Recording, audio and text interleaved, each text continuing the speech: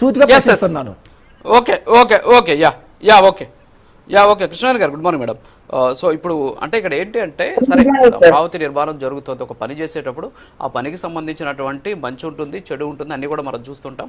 అక్రమాలు జరిగితే గతంలో చూసాం మనం, చంద్రబాబు నాయుడు గారు అక్రమాలు చేశారు అని చెప్పేసి ఆయన అరెస్ట్ చేసి లోపలేసినటువంటి పరిస్థితి కూడా మనం చూసినటువంటి పరిస్థితి. సరే వైఎస్ఆర్ కాంగ్రెస్ పార్టీ అప్పుడు అధికారంలో ఉన్నటువంటి సందర్భంలో జరిగినటువంటి ఒక ప్రక్రియ. సరే అలాంటి అక్రమాలు అవినీతి జరిగితే ఓకే దాన్ని తేల్చేటటువంటి ప్రయత్నాలు ఉంటాయి. అసలు పనే స్టార్ట్ కాకుండానే ఇక్కడ అక్రమాలు జరిగిపోయాయని చెప్పేసి జనాల్ని ఒక రకమైనటువంటి క్రియేషన్లోకి తీసుకెళ్లే ప్రయత్నం చేస్తున్నారు.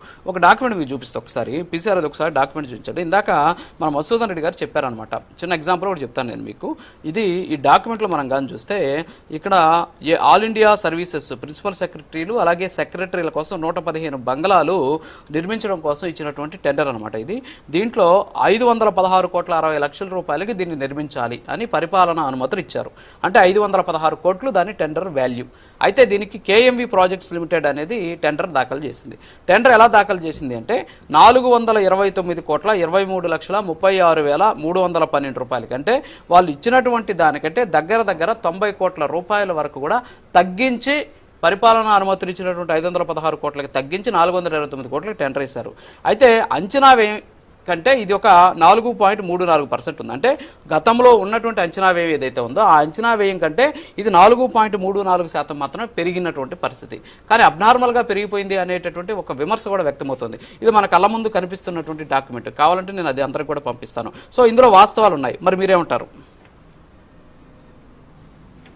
సార్ రాజు మీకు అలాగే ప్రైమ్ లైన్ వీక్షకులకు ప్యానెల్ ఉన్నటువంటి ఇతర సభ్యులకి నమస్కారం అండి, గుడ్ మార్నింగ్ సార్.